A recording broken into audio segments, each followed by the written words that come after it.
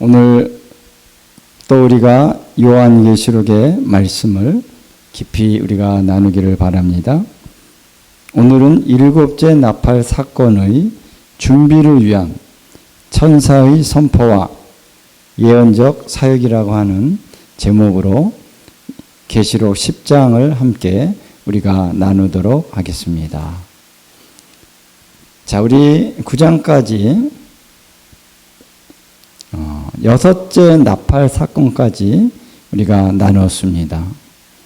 그래서 이 나팔 사건에는 일곱 이내 그 사건보다도 더 강력한 그런 재앙과 사건들이 전개되는 것을 우리가 나누었습니다. 거기에 우리 하나님께서 이제 직접적인 개입을 하고 계시는 모습을 봤고요. 사람들에게 직접적인 그러한 심판과 재앙의 사건들이 일어나고 있는 것을 우리가 보았습니다.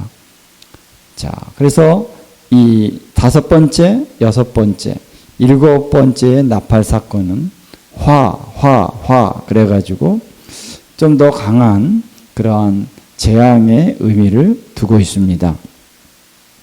그런데 이제 세 번째가 바로 일곱째 나팔 사건이다 라고 하는 것이죠. 그런데 이제 일곱째 나팔 사건은 좀 더 특별하게 이렇게 여겨지고 특별하게 의미를 부여하고 있는 것을 성경에서 볼 수가 있습니다. 그래서 아직 일곱째 나팔이 부러지기 전인데 이제 하나님께서는 그 전에 여러 가지 준비의 과정을 거치게 한다라는 것이죠. 그래서 오늘 여섯째 나팔 사건 이후에 바로 일곱째 나팔로 들어가는 것이 아니라 어떤 다른 사건이 일어난다라고 하는 것을 볼 수가 있는 것이죠. 자, 여기 보니까 10장 1절에 힘센 다른 천사가 구름을 입고 하늘에서 내려오는 것을 보았다 이렇게 말하고 있습니다. 여기 천사는 힘이 센 다른 천사다라고 하는 것입니다. 그래서 힘이 센 천사를 이제 5장에서 한번 언급된 대목이 있죠. 그래서 힘이 있는 천사가 큰 음성으로 외치기를 5장 2절에 누가 그 두루마리를 펴며 그 인을 떼기에 합당하냐라고 이제 선포하는 힘이 있는 천사가 있었습니다. 자, 그런데 이제 그 천사와 이 천사가 같은 천사인지 다른 천사인지는 우리는 알 수가 없습니다. 그것은 중요한 것이 아니고 여기서 힘센 그 천사가 이제 하늘에서 내려오는데 구름을 입었다라고 얘기하고 있습니다. 이 구름이라고 하는 것은 바로 하나님의 영광 가운데 하나님께서 어떠한 하늘의 천사나 혹은 예수님이 강림하실 때도 바로 구름을 타고 오신다 이렇게 말씀하고 있기 때문에 이 구름이라고 하는 것은 하나님의 특별한 영광의 역사를 위하여 준비된 어떠한 것이다라는 것입니다. 하나님의 임재요, 하나님의 영광이 함께하는 그러한 의미가 담겨져 있다라고 하는 것을 볼 수가 있는 것이죠. 그래서 어떤 사람은 이 힘센 천사가 뭐 예수 그리스도의 그런 강림이다 이렇게 얘기하는 사람도 있지만 그러나 그것은 뭐 문맥으로 볼 때 전혀 맞지 않는 것이죠. 그래서 이것은 천사는 천사입니다. 예수님을 천사라 그러지는 않죠. 예수님은 예수님이시고 그리스도이시고 어린 양이시고 그렇죠? 예, 다릅니다.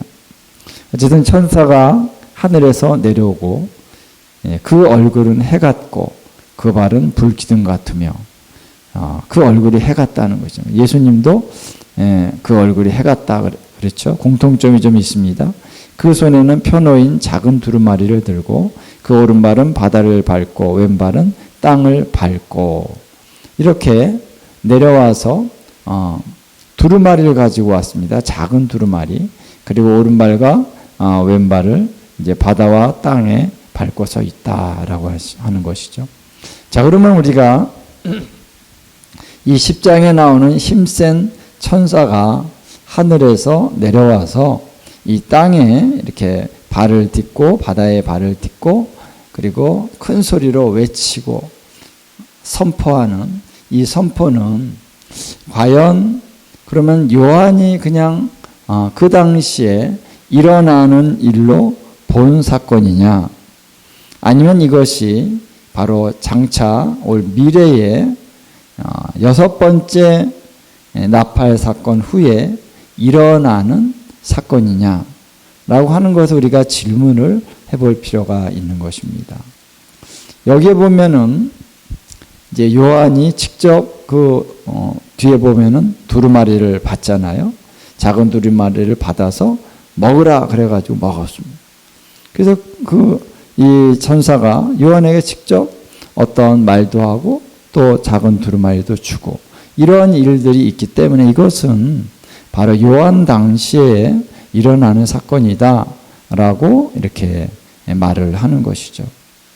그러나 이제 요한계시록에 어떤 예언적인 예언서로서의 성격 가운데서 이런 일들이 여러 번 일어나고 있다는 것, 제가 전에도 한번 말씀을 나눴습니다. 자, 그래서 이 하늘에서 이루어지는 일, 혹은 천사가 이 땅에 내려왔다라고 하는 것은 어떤 영적인 차원이겠죠. 그러나 이 영적인 차원의 일도 실제라는 것입니다. 리얼리티라는 것입니다. 그래서 물리적인 차원에서 일어나는 사건만이 실제가 아니라 영적인 차원에서 일어나는 일도 실제다. 그래서 하늘의 영역도 실제요, 땅의 영역도 실제다라고 우리가 봐야 되는 것이죠. 땅 아래에서 일어나는 일도 실제입니다. 그래서 오늘 이 사건은 바로 6째 나팔 사건 이후에 7째 나팔 사건 전에 일어나는 어떠한 사건이다라는 것입니다. 그래서 이 천사가 외치는 것이 왜 마지막 때 중요한가라는 것이죠. 이 힘센 천사가 왜 땅에서 내려와서 바다에 발을 밟고 또 땅에 발을 밟고 왜 그가 사자가 부르짖는 것 같이 큰 소리로 외치는 게 중요하냐? 이것은 우리가 하나님의 나라가 이 땅에서 역사하고 하나님의 일들이 이 땅 가운데 이루어지기 위해서는 바로 영적인 일과 또 그로 인하여 일어나는 그런 물리적인 일이 함께 동시에 일어나야 하는 것이다라는 것입니다. 그리고 근본적으로는 이 땅에서 이루어지는 모든 사건들은 하늘에서 먼저 이루어지는 것이다라는 것입니다. 우리 주기도문에도 나와 있죠. 하늘에서 이루어지는 것 같이 땅에서도 이루어지이다. 하늘에서 먼저 시작이 되는 것입니다. 그래서 하늘의 보좌로부터 거기서 어떠한 일들이 시작이 됩니다. 그래서 계시록이 이제 어떻게 전개되고 있습니까? 우리가 잘 알듯이, 자, 5장에서 하나님의 오른손에 뭐가 있었습니까? 두루마리가 있었습니다. 이 두루마리를 펴거나 볼 자가 누구일까? 여기에 관심이 집중됐습니다. 그때 어린 양께서 그것을 취하셔서 그 인봉을 떼셨습니다. 그러면서 7인의 사건들이 일어나기 시작하는 것이죠. 자, 하늘에서 이루어진 일이 이 땅에서 나타나기 시작하는 것입니다.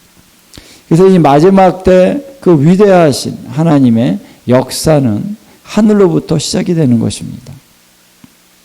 그래서 지금 그 요한 당시에 그것이 일어나고 나서 2000년이 흘러간 다음에 그냥 땅에서 일어나는 것이 아니라 이것은 바로 하늘에서도 그 시점에 미래의 시점에 일어나는 것이고, 그리고 그것이 바로 땅으로 연결되어져서 일어나는 것이고, 요한계시록은 바로 그때를 미리 보고 예언적으로 하나님이 주시는 것입니다. 자, 그래서 우리가 이 예언적이고 영적인 원리들이 무엇인지를 잘 깨닫는 것이 중요하다라는 것이죠.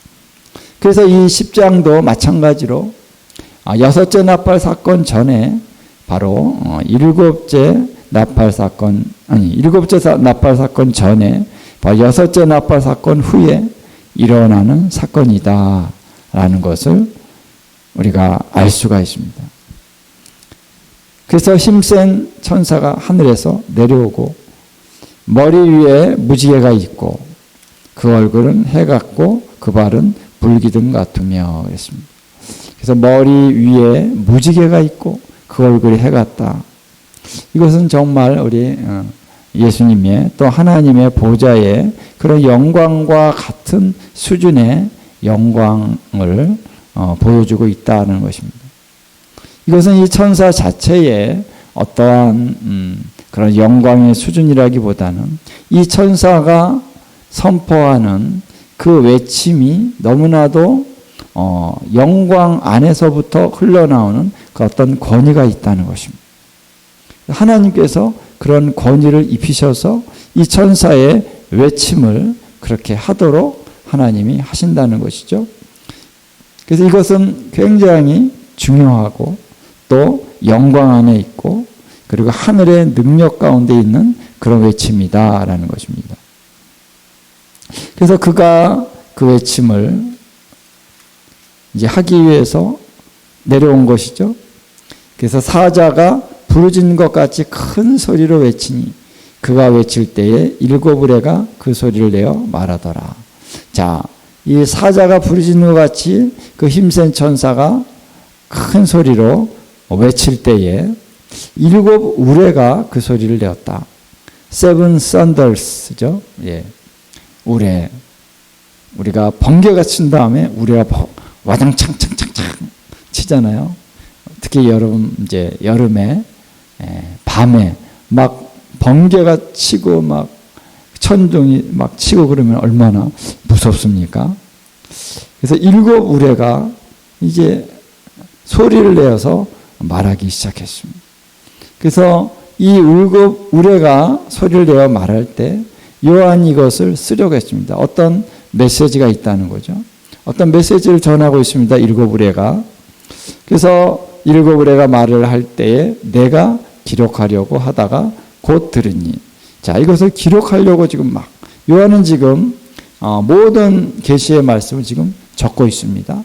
본 것을 적고 들은 것을 적고 요한은 그것을 적고 있다는 것입니다. 그래서 내가 이것을 적으려고 딱 하는데 기록하려고 딱 하는데 그때 어떤 소리가 들렸다는 것이죠. 그것은 하늘에서 소리가 나서 말하기를 일곱 우레가 말한 것을 임봉하고 기록하지 말라 하더라. 여기서 이제 쓰지 말아라 라고 하는 소리가 나온다는 것이죠. 자, 하늘에서 나는 소리가 뭘까? 아마 이것은 처음에 이제 요한 1장에서 나타난 그 소리요. 또 4장에서도 또 동일하게 이 소리가 나타나기 시작합니다. 그래서 이 4장에서 나는 소리가 바로 나팔 소리 같은 그 음성. 근데 그것이 곧 처음에 내게 말하던 1장에서 말하던 그 나팔 소리와 같은 음성이었다. 이렇게 얘기를 하고 있죠.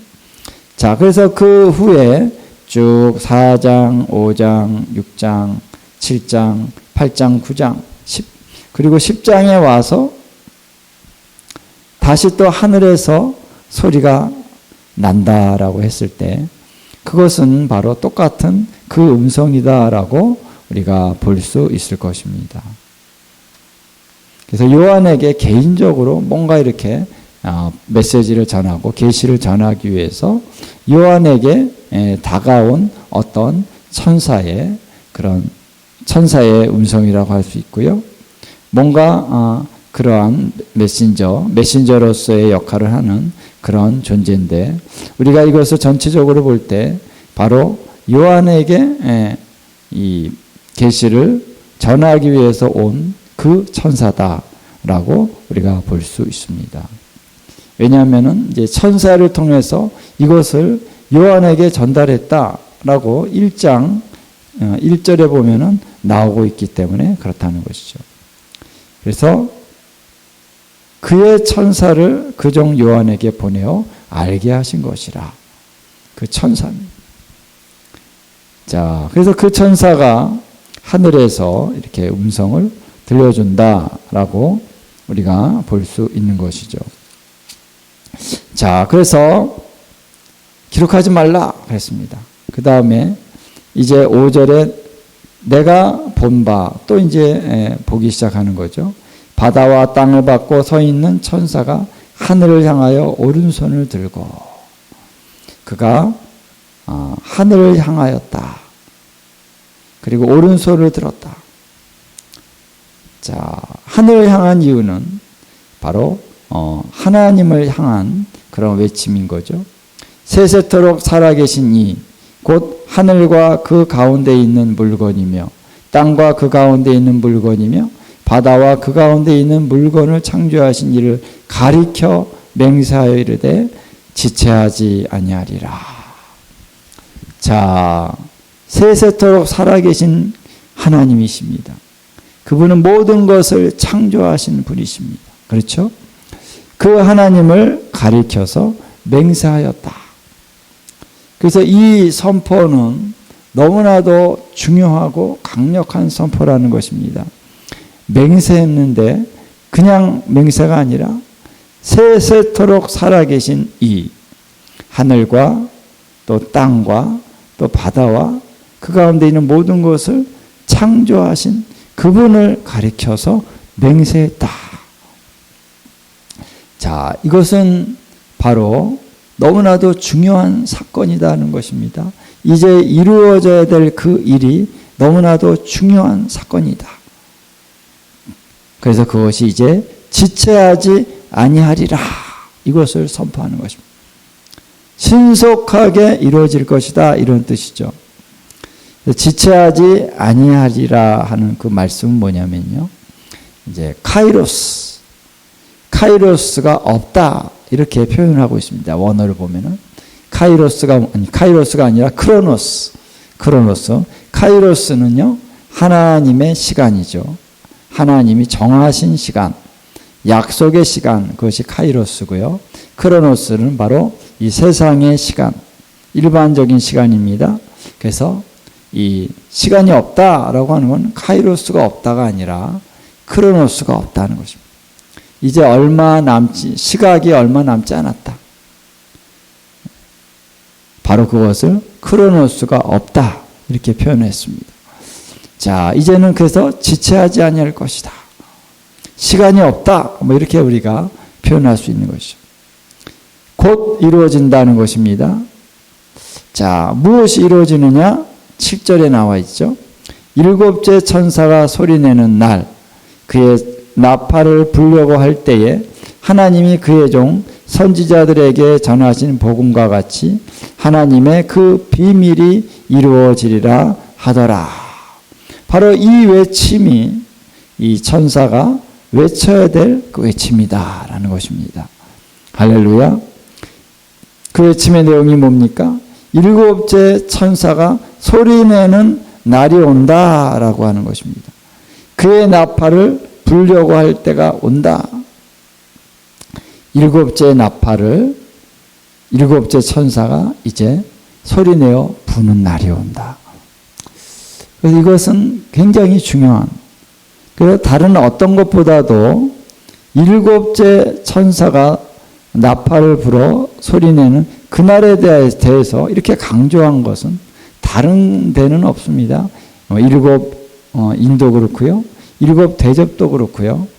그리고 일곱 나팔 중에서 여섯째 나팔까지는 이렇게 강조해서 이것은 미리미리 얘기하고 그러한 강조점을 두었던 그런 사건은 없죠.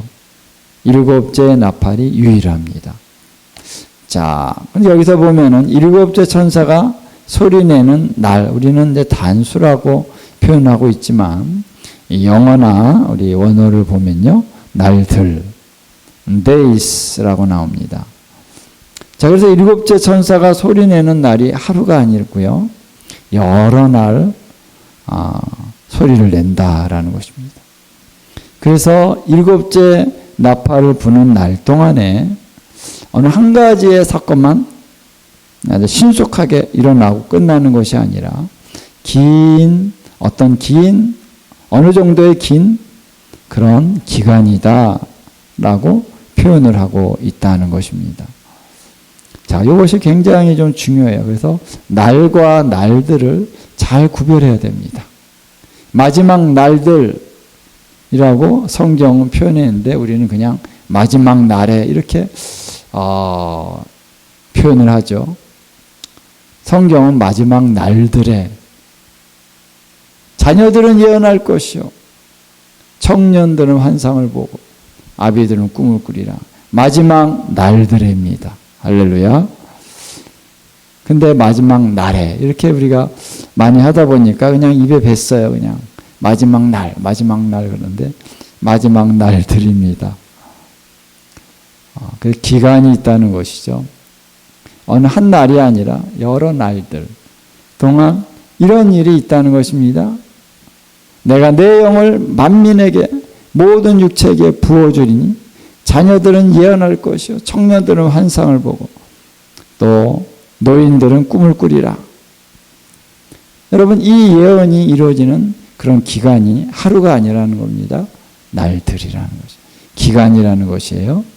이거 굉장히 중요합니다. 우리가 엔타임을 타임라인들을 이렇게 살펴볼 때 날들과 날은 다르다. 이것을 우리가 강조해서 또 계속 설명해 나갈 것입니다만 여기서도 똑같이 날들이다라고 하는 것이 중요하다라는 것입니다. 우리 그거에 대해서 우리가 좀 더 나누도록 할 거고요. 자, 이 날은 어떤 날이냐? 이 날들은 어떤 날들이냐? 하나님이 그 종 선지자들에게 전하신 복음과 같이. 자, 여기 복음이 나옵니다. 근데 선지자들이에요. 자, 여러분, 우리는 복음 그러면은 그럼 예수 그리스도께서 죽으시고 부활하신 것, 요것만이 복음이다. 딱 이렇게 우리가 단정짓는 경향이 있습니다. 그런데 우리가 좀 깊이 들어가야 돼요. 성경을 깊이 우리가 들어가다 보면요, 복음이라고 하는 것은 예수님이 죽으시고 부활하신 사건이 결정적인 어떤 터닝 포인트가 되는 거죠. 죄와 사망의 권세를 이기신 그 사건입니다. 그러나 주님의 구원이라고 하는 이 복음 안에 있는 주님의 구원이라는 것이 죽으시고 부활한 것으로 끝나는 게 아니죠. 그것은 바로 다시 승천하시고 보좌에 앉으시고 또 다시 재림하셔서 다스리시고 통치하시고, 이 모든 것이 다 복음입니다. 우리 영원한 구원, 그래서 우리 사람들의 구원과 함께 연결돼서 하늘과 땅의 어떤 회복, 이것이 다 구원이라는 것입니다. 하나님의 구원의 메시지고 이것이 다 복음입니다. 그래서 선지자들에게 전하신 복음, 그 복음이 뭐냐? 그것은 바로 회복에 대한 말씀이죠. 여러분, 선지서를 보십시오.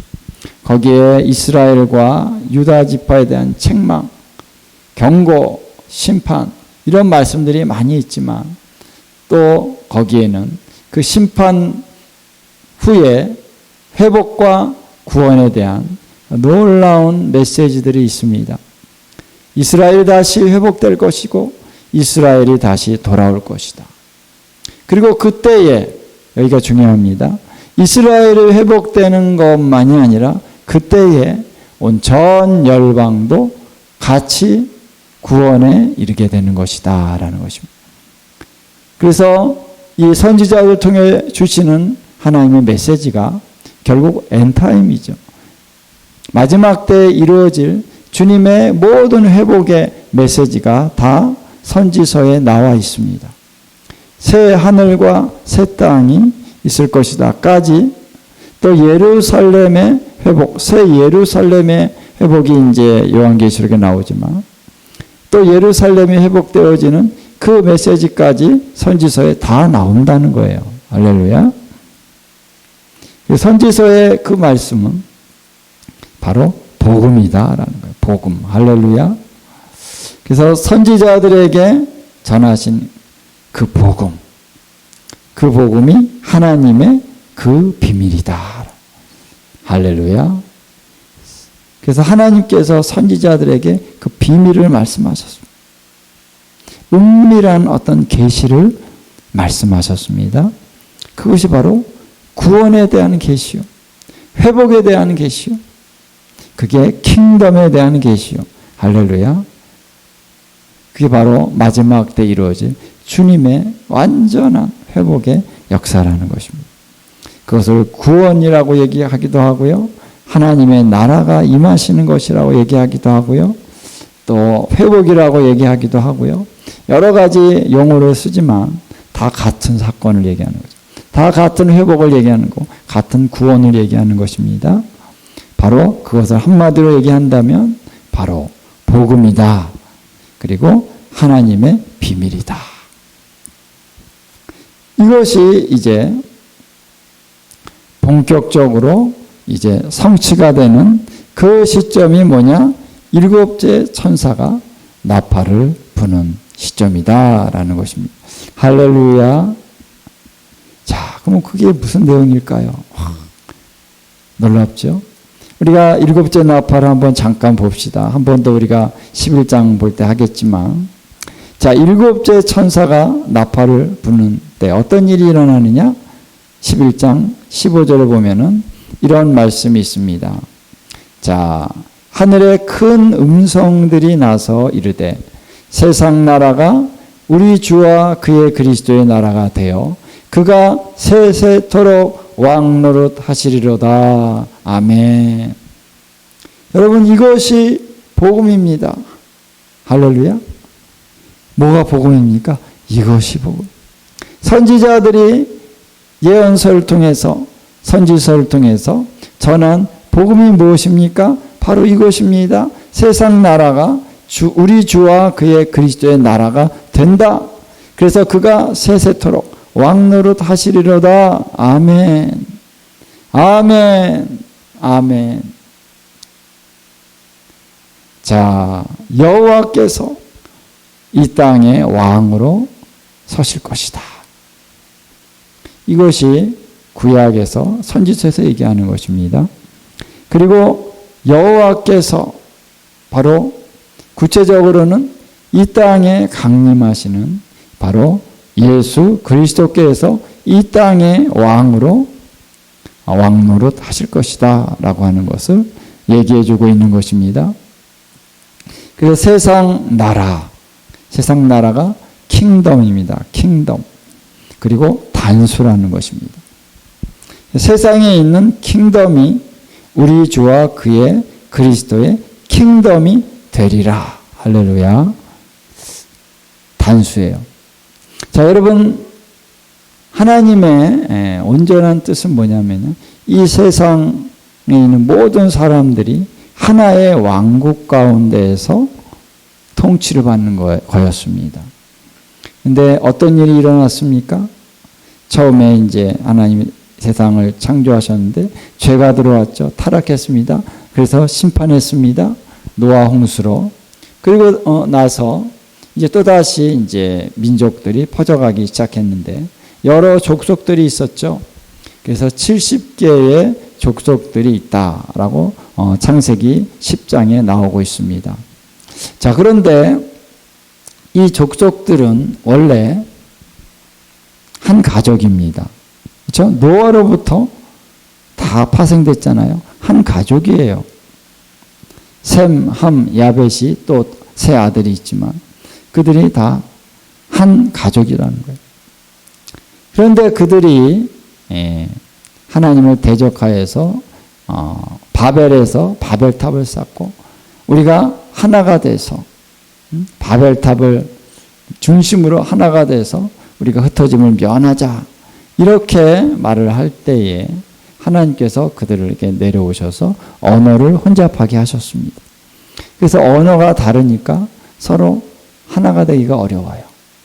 그래서 하나의 통치 체제가 되기가 어렵게 됐다라는 것입니다.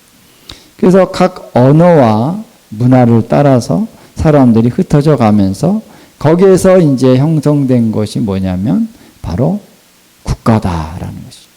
민족과 국가. 그러니까 민족이라는 의미가 이제 생겨나기 시작한 것입니다.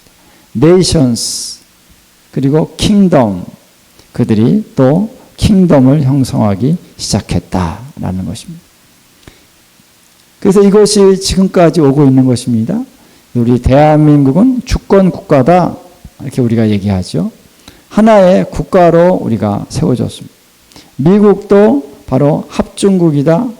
유나이티드 스테이츠 오브 아메리카 합중국이지만 하나의 주권 가운데 있는 나라. 그리고 러시아도 그렇고 중국도 그렇고 중국도 얼마나 많은 성이 있습니까? 얼마나 땅덩어리가 큽니까? 그래도 하나의 나라. 일본도 마찬가지. 그리고 베트남, 또 저기 아프리카에 있는 나라들, 유럽에 있는 나라들, 또 남아메리카에 있는 나라들, 오세아니아주에 있는 나라들. 이런 나라들이 전부 다 하나의 주권 가운데 하나의 킹덤, 나라를 형성하고 있다라고 하는 것입니다. 그러나 이것은 하나님의 온전한 뜻이 아니에요. 하나님의 온전한 뜻이 무엇입니까? 바로 한 왕, 할렐루야, 한 왕 밑에서 이 모든 사람들이 이 전 세계가 통치를 받는 것이 하나님의 뜻이다라고 하는 것입니다. 그래서 예수 그리스도께서는 이제 예루살렘으로 오셔서 거기에서 왕으로 세워질 것입니다. 그때 그분이 이스라엘의 왕이 이스라엘의 민족만을 통치하는 왕이 아니라 전 세계를 통치하는 왕이 되시는 것입니다. 할렐루야. 그것이 바로 천하의 왕이죠. 그래서 스가랴서 보면은 그가 천하의 왕이 되시리라 이렇게 말하고 있습니다. 이것이 복음이라는 것입니다. 그분이 왕이 되셔서 온 열방을 통치하는 것입니다. 그래서 오늘 우리가 여러분 다른 나라와 우리가 하나가 된다라고 하는 것이 그냥 단지 상징적인 의미가 만은 아니라는 거예요. 우리가 일본과 우리가 하나입니다. 예, 하나입니다. 원래부터 하나였습니다. 우리가 범죄하였기 때문에 하나님을 대항하였기 때문에 나라가 분리됐습니다. 근데 이제는 그 나라가 다 벽이 허물어지고 하나가 될 때가 옵니다. 오직 하나의 왕 예수 그리스도로부터 통치받는 그런 한 나라가 되는 것입니다. 할렐루야. 한 나라, 헌법도 하나죠. 수도도 하나입니다. 왕이 계신 곳. 한 왕에 의하여 통치를 받는. 저 예루살렘이 수도입니다. 할렐루야. 와, 전 세계적인 나라. 이것을 사탄이 모방해가지고 이 바벨탑을 쌓으면서 자기가 거기를 다스리는 그런 전 세계적인 그런 왕국을 사탄이 세우려고 한 것이죠. 지금도 많은 제국들이 뭡니까? 바로 사탄의 어떤 영향력 안에서 전 세계를 통치하려고 하는 하나님을 모방하는 사탄의 그런 전략인 것입니다. 그러나 이제 하나님께서 이제 완전한 그런 통치의 왕국을 세울 것입니다. 그래서 한 왕이 이제 오신다라고 하는 것이죠. 그분이 왜 오십니까? 이스라엘만 다스리러 오시는 것이 아닙니다. 예. 이스라엘은 열방의 왕이신 그분을 모시기 위해서 이스라엘이 있는 거예요. 주님은 열방의 왕이시다 라고 하는 것입니다. 할렐루야. 그래서 세상의 킹덤이 우리 주와 그의 그리스도의 킹덤이 되어 그가 세세토록 왕노릇 하시리로다. 아멘. 그래서 이것이 이루어지면서 어떤 일이 일어나냐면요. 하나님을 대적한 자들이 이제 심판받는 그런 역사가 있을 것이고, 그리고 하나님을 경외하는 자들, 하나님을 섬기는 자들, 하나님 나라의 백성이 될 자들이 있다는 것입니다. 그들은 상을 얻을 것이다. 이것이 이제 뒤이어서 나오는 그런 구절입니다. 뭐가 있다는 것입니까? 심판이 있다. 그리고 그리스도가 왕이 되시고 통치하셔서 이제 완전한 회복의 그 순간이 온다라고 하는 것입니다. 그 전에 심판이 있다라는 것입니다. 이것이 복음인 것입니다. 복음은 심판을 얘기합니다. 마지막 심판이 있다. 구원을 얘기하는 것입니다. 구원 얻을 자와 구원 얻지 못할 자가 있다. 이것을 얘기하는 것이 바로 복음이다라고 하는 것이죠. 자, 그래서 이제 나팔을 불려고 할 때 바로 이 복음과 같이 하나님의 비밀이 이루어지리라 이것을 선포했다는 것입니다. 이 천사가 이것을 선포할 때 바로 이 복음의 말씀의 권능이 이제 이 땅 가운데 역사하여서 이제 이 복음이 강력하게 전파되는 계기가 될 것이다 라고 하는 것입니다. 그래서 7째 나팔 전에 이 복음이 전파되는 그런 강력한 역사를 위해서 이 천사가 이제 바로 이 땅의 영역에서 이러한 선포를 하게 될 것이다 라고 하는 것이죠. 자, 14장에도 보면은 영원한 복음이 이제 선포되는 것이 나오고 있습니다. 세 천사가 말을 전하는데요. 그 중에 첫째 천사가 영원한 복음을 가졌더라 그랬습니다.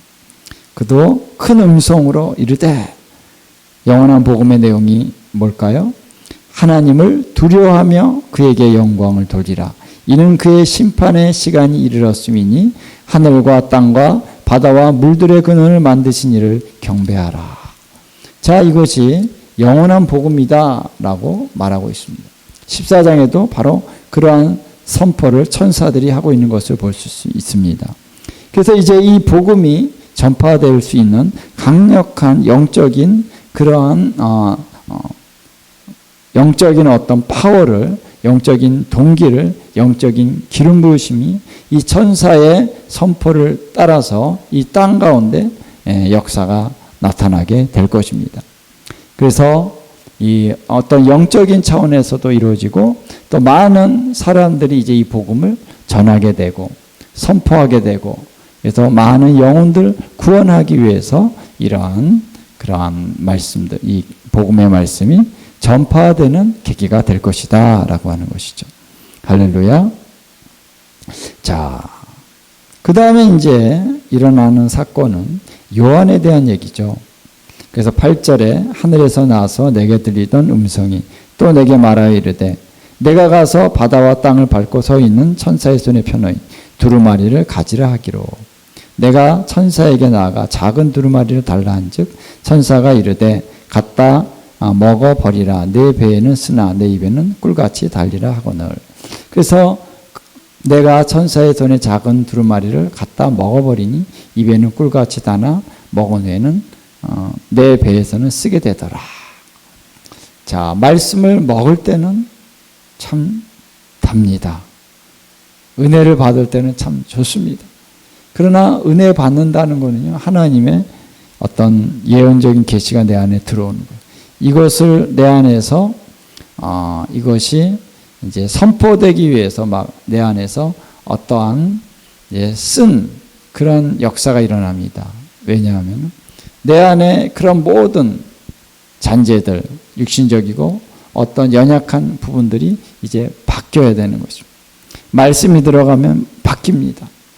그래서 이 하늘의 밀이 땅에 떨어져 썩어지면 이것이 많은 열매를 맺는 것처럼 썩어지는 과정, 내가 죽고 내가 정말 겸손해지고 내가 정결케 되는 과정이 필요하죠.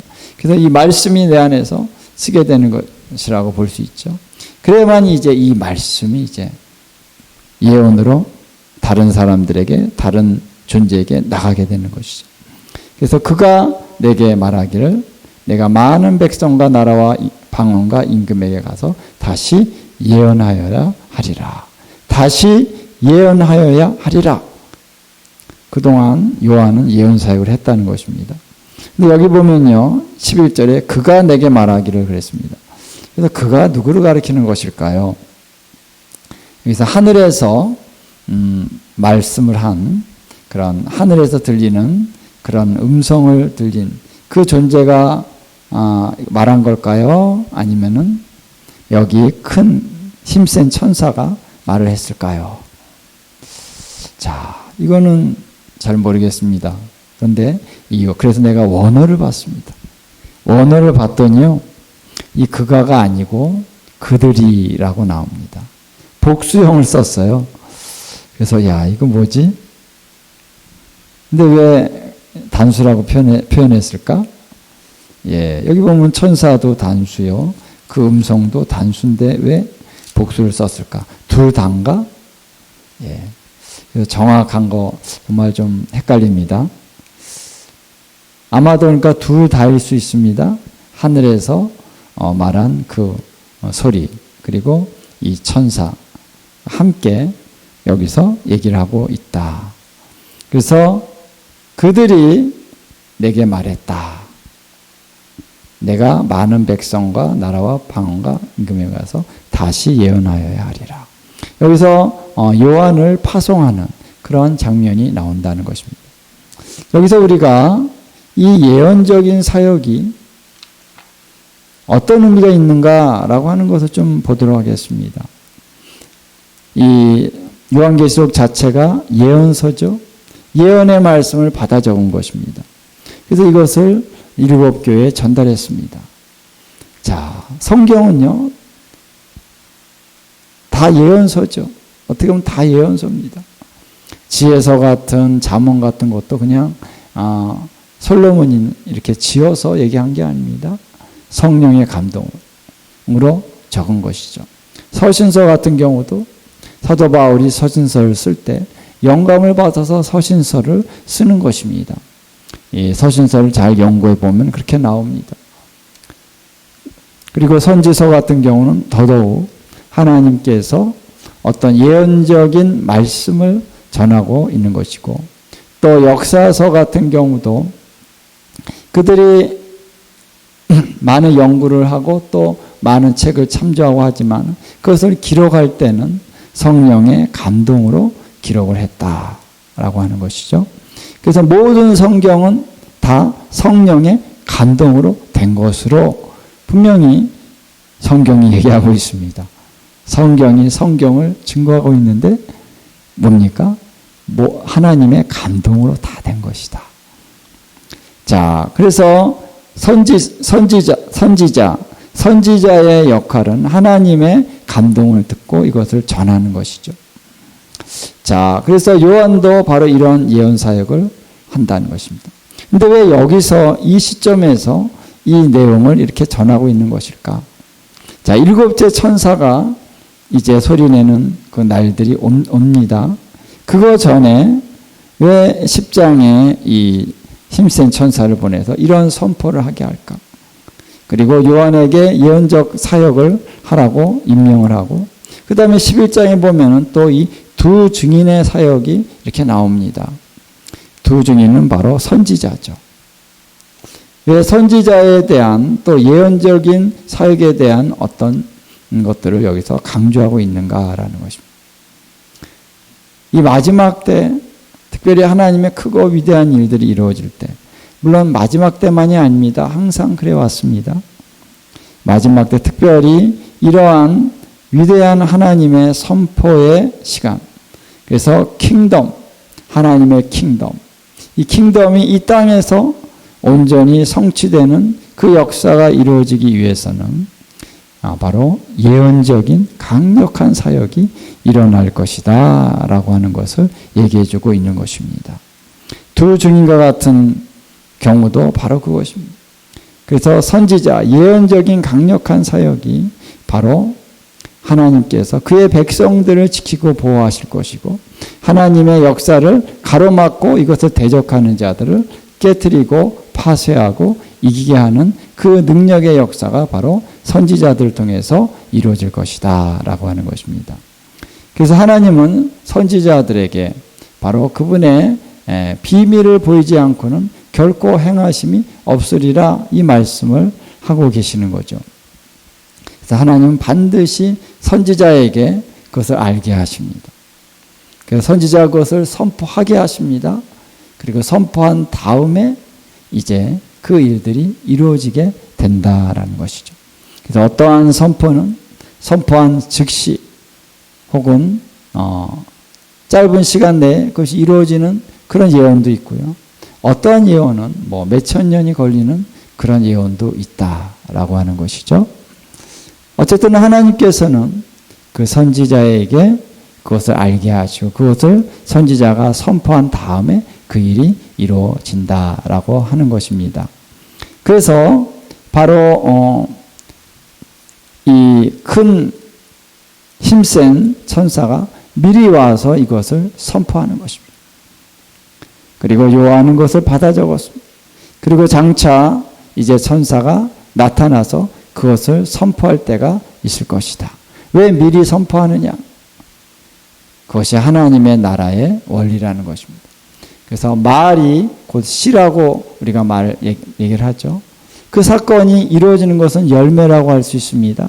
근데 그 열매가 이루어지기 위해서는 씨를 심어야 된다라고 하는 것이죠. 그런 의미에서 하나님의 예언의 말씀은 바로 씨와 같다. 그래서 한 알의 겨자씨가 심겨지면 그것이 자라서 많은 열매를 맺게 되는 것처럼 그것이 나무가 되는 것처럼 하나님의 말씀은 그런 성격이 있기 때문에 이 예언적인 사역은 굉장히 중요하다는 것입니다. 그래서 하나님이 일하시는 방법은 바로 선지자를 통해서 하나님의 말씀을 선포케 하신다라고 하는 것입니다. 그리고 이 예언의 말씀을 선포한 다음에 어떤 중보적인 기도의 사역자들 이걸 가지고 중보를 하게 됩니다. 이 중보라고 하는 것은 뭐냐면 하나님이 선포하신 약속의 말씀을 붙들고 이것을 계속해서 하나님 앞에 호소하는 것입니다. 하나님, 이것을 말씀하시지 않았습니까? 주님, 이루어지게 해주십시오. 약속하신 대로 이루십시오. 라고 하나님 앞에 외치고 부르짖고 하나님이 그것을 상기하시도록 기억하시도록 하는 것이 중보사역의 핵심입니다. 그러나 또한 이것이 성취되기 위해서는 또 이것을 실행하는 사람이 있습니다. 그 역할을 맡아서 실행해야 될 사람이 있는 것이다 라고 하는 것이죠. 그래서 하나님과 우리 사람이 함께 그 일을 하게 된다라고 하는 것입니다. 그래서 기도와 중보적인 사역이 있고 이것을 순종해서 실행을 하는 그런 위치에 있는 사람이 있다. 그래서 사무엘 선지자가 사울 왕에게 자 아말렉을 다 가서 진멸하십시오 라고 하나님의 말씀을 전했습니다. 그러면 사울은 그것을 실행하는 것이죠. 그래서 아말렉이 심판을 받아야 된다. 그래서 하나님 말씀을 선포했습니다. 그러면 사울은 왕으로서 그것을 실행해야 되는 위치에 있는 거였어요. 그 역할을 해야 되는 위치에 있는 것이었습니다. 그런데 그가 하나님의 말씀대로 하지 않았습니다. 치기는 쳤는데 진멸하지 않았습니다. 그래서 당신은 실격, 더 이상 왕이 될 수 없습니다. 세상의 왕들은 어떤 의미가 있냐면 하나님이 선지자를 통해서 말씀하신 것을 그대로 실천하고 행하는 것이 바로 이 지상의 왕의 역할이었다는 것입니다. 그런데 그들이 그것을 하지 않았을 때 그것은 너무나도 핵심적으로 하나님을 거스린 거죠. 하나님의 킹덤을 대적한 것입니다. 그는 왕이 될 수 없는 것이죠. 그래서 내가 이제 당신을 이제 하나님께서 너를 폐할 것이다. 그리고 새로운 왕, 하나님의 마음에 합한 왕을 세울 것이다. 다윗은 하나님의 음성을 듣고 그가 그 왕의 임무를 실행하는 것을 우리가 볼 수가 있는 것이다. 라는 것이죠. 그래서 이러한 예언적인 사역이 너무나도 중요하고 특별히 마지막 때는 이런 예언적인 사역이 강력하게 일어날 것입니다. 그래서 예언적인 사역은 무엇이냐? 두루마리를 받아먹고 이것을 입으로 선포하는 것입니다. 그래서 자기의 말을 전하는 게 아니라는 것입니다. 자기의 생각을 전하는 게 아닙니다. 하나님의 메시지를 전하는 거죠. 그래서 메시지를 받아야죠. 받아가지고 전하는 것이 예언적인 사역이고 그것을 통해서 하나님은 하나님의 뜻을 이루는 것입니다. 그래서 킹덤에서 중요한 것은 하나님의 어명을 받아서 그대로 행하는 것이다. 그래서 어명을 전하는 사람이 있습니다. 이 어명을 받아서 저 지방에 있는 어떤 관리에게 가서 어명이요 그리고 어명을 전합니다. 그럼 어명을 받은 지방의 관리는 그것을 듣고 그대로 해야 되는 것이죠. 그게 킹덤입니다. 그런데 전하는 자가 자기 생각을 이렇게 섞어가지고 그것은 바로 왕을 모독하는 것이죠. 그건 있을 수 없는 일인 것입니다. 또 받는 자가 받은 다음에 자기 생각을 보태서 그를 실행한다? 그것은 있을 수 없는 거죠. 그거는 킹덤이 아닌 것이죠. 오늘 우리가 킹덤에서 사는 것입니다. 저와 여러분이 킹덤에 바로 사는 왕이신 그분을 모시는 자들이 아닙니까? 우리의 삶은 바로 그것입니다. 그래서 하나님의 말씀, 하나님의 음성을 듣고 그 말씀을 듣고 그대로 삶 속에서 살아가는 것이 바로 킹덤을 따라가는 삶인 줄로 믿습니다. 바로 이러한 킹덤을 사는 삶의 원리를 우리가 알고 이것을 그대로 행할 수 있는 그런 삶을 사는 것이 바로 이 마지막 때 가장 중요한 것입니다. 우리가 하나님 말씀을 대할 때 자꾸 우리 인간의 생각으로 이렇게 섞습니다. 그것이 바로 인본주의입니다. 인본주의가 가장 악한 거예요. 가장 하나님을 대적하는 것입니다. 인본주의의 모든 독소가 다 빠져야 됩니다. 오직 하나님의 말씀 앞에 두렵고 떨림으로 그 말씀을 받고 그 말씀대로 순종하는 것입니다. 할렐루야. 그러한 삶이, 그러한 사역이, 그러한 킹덤의 원리가 오늘 우리 가운데서 온전케 되어질 때 하나님께서 우리를 통해서 이 마지막 때 당신의 뜻을 온전히 다 이루게 하실 것입니다. 기도하겠습니다. 하나님 감사합니다. 오늘 우리가 주님을 믿는 믿음 안에서 우리가 견고히 서서 이제 이 땅 가운데 행하시는 하나님의 역사들을 따라가게 해주시고 이제 주님이 오셔서 이 땅의 모든 것들을 통치하시는 왕으로 세워지실 때 주님의 나라가 이제 이 땅에 온전케 될 것을 우리가 선포합니다. 주님 오시옵소서. 이를 위해서 우리가 예언적인 사역으로 주님을 온전히 섬기게 해주시옵소서. 기름을 부어주십시오. 능력을 부어주십시오. 우리로 겸손과 온유함으로 오직 주의 말씀 앞에 엎드려 주님 우리가 낮아져서 오직 주의 말씀을 주님 이루는 저희들의 삶이 되게 하여 주시옵소서. 할렐루야. 감사드리며 예수님의 이름으로 기도하옵나이다. 아멘.